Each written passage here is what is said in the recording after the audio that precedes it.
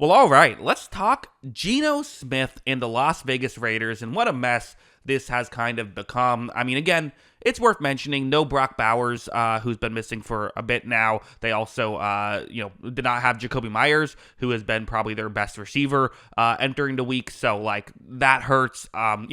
Not great receivers, and I think you definitely saw the disadvantage of that. So, like, this play, it's a 3rd down and 12 situation. It's going to be man coverage across the board for the Chiefs. They're going to send an extra man. So, okay, for a quarterback, what do you want to do? You want to get rid of the ball quickly when there is a blitz, right? That's just logically, you're going to have less time, so you have to get the ball out of your hands quicker. Smith takes the snap. He's going to look down the field, and he doesn't love what he sees. And this is an issue. And to be honest, Geno Smith is the kind of player who will hold on to the ball a touch too long. Like, that is a part of his game, is he doesn't love to get rid of the football. But also, like, again, there just isn't the receiving talent to sit here and say, like, well, he should be getting rid of the football, because where do you go? And it is 3rd and 12, so it's like you don't want to throw the ball away, even if that might be the better option. Smith instead tries to get around this pressure, ultimately gets sacked. There was actually a penalty that gave him a rare 1st down in the game, but like this was the issue, is guys not getting open. The Chiefs can feel like they can blitz if they want to with really no negative repercussions because they can still cover even sending multiple guys. Everyone talks about one side, right? Where if you can get pressure before, how much that helps coverage. Well, it's the other way. If you can cover with, 6 or 5, well, then that, how much does that help the defensive line when you can constantly send extra players?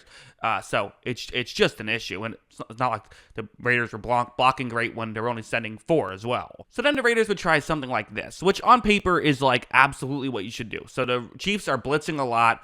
You're not being able to win down the field. Okay, let's run some wide receiver screens. Let's get the ball in Trey Tucker's hands. He's probably their best receiver. I mean, he's the one guy who's kind of, I think, like looking competent so far outside of the players who are missing, right? Bowers and Myers. You see, again, just flip it to Tucker, gain some yards here. It's 1st and 10. You don't need to gain a 1st down.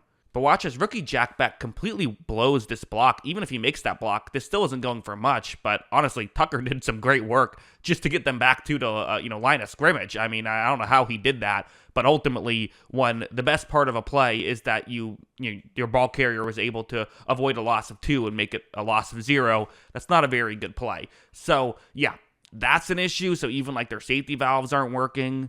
Heading over to a play like this, it's a 3rd and 8, so you need someone who can win here. If you're going to have any chance, like you need someone who can win. Jack Beck, who, is a player I liked coming out of college. I thought he did some nice things. I was kind of excited to see what he was going to do here. You see him running a one-on-one matchup route towards the outside. Watch as you see, is there a little bit of separation? Yeah, a little bit. This is Trent McDuffie, which again, that's just unfair that it's just a horrible mismatch, but anywhere you go, there's going to be a mismatch. So, at least here, Beck does have a little bit of separation. You think if you can make a good quick throw, can he make the catch, turn the corner, and pick up a 1st down? It's going to be hard. Geno Smith is standing on the hash marks towards the top of the screen, so for sure going to be difficult. However, you see this ball just goes way up in the air. Beck has to completely adjust his body just to make the catch. Does a nice job of making the catch, but they're 3 yards short. The Chiefs will take that all day long. Actually, I think it was 2 yards short. And the Raiders still punted, which, like, by the way, can't be punting on 4th and 2 against the Chiefs given this situation. Like, that's just a thing you have to go for. Like, sure, you might not get it, but your defense isn't getting stops anyway. Like, I get it was relatively early, but you kind of just have to know when you're underdogs and when you should go for it. So, yeah, not great stuff all around. A sequence like this was, to me, the perfect sequence for this game for the Raiders offense. So, first situation, you see it is a 1st and 25. How did it get to 1st and 25? Well, there was a penalty, so that drops them back to 1st and 25. So, okay, that's not ideal, but you know what?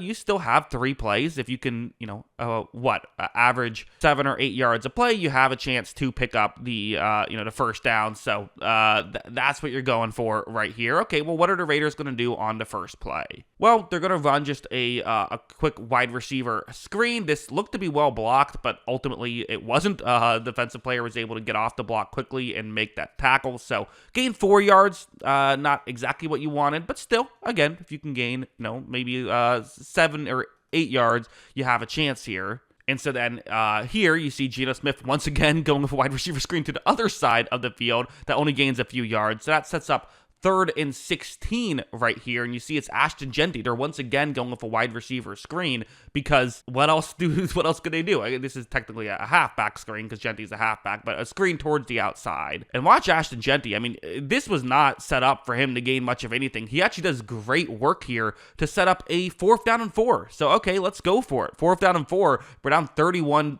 to 0. I think they probably were content to just play field position and punt despite being down 31, just given the situation. But now you have an opportunity. You feel like you got to go for it. So okay, what's the play call we're going to dial up? How are we going to find a way to finally get a big play against this Chiefs defense? Well, Geno Smith takes a snap, and him and his receiver just aren't on the same page.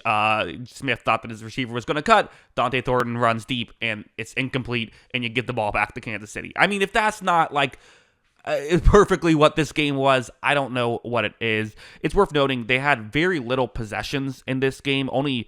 Geno Smith only ran 6 possessions, so while his numbers are a disaster, like it's still not great for 6 possessions, but it's at least a little bit more understandable. Only 67 yards in the game. Kenny Pickett came in, played 2 possessions, had 8 yards. I mean, both teams are trying to kill the 4th quarter, it felt like. But again, a play like this is really just what has to be fixed, and it will be, because they will get healthier on the outside. Like, that will help.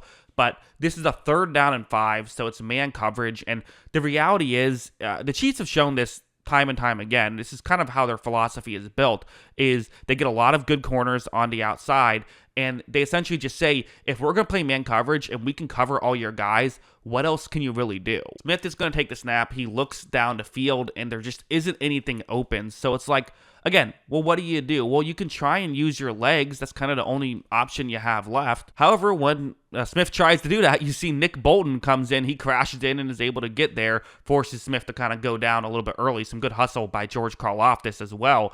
I believe Smith gained about a yard on that play, but that sets up a situation where, again, the Raiders punt. I'm almost like, should the Raiders go for it on 4th and 4?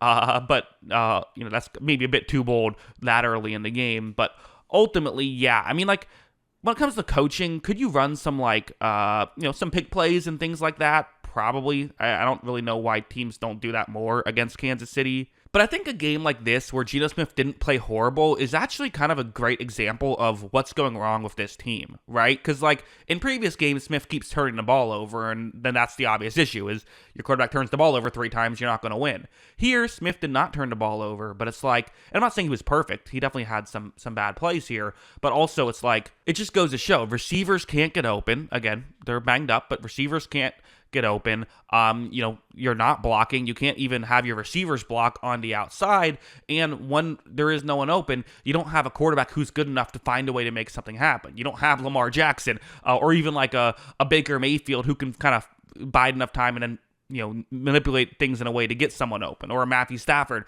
who could fake as though he's throwing one way to get a defender out of position and throw down the field. Like those are really good players, and it's not fair to say Geno Smith is bad because he's not playing as those players. It's fair to say he's bad because of his bad moments, right? But that's just kind of the issue, is you really need like a star quarterback to make this work right now, and that's hard to find. So ultimately, for a situation where they thought this was going to be a decently run offense, it's just been a disaster, and their defense is a disaster. So yeah, what a mess for the Las Vegas Raiders. But to me, that's what went wrong against the Kansas City Chiefs. Let me know in the comments below, what are your thoughts? Always love hearing from y'all, and of course, as always, thanks for watching.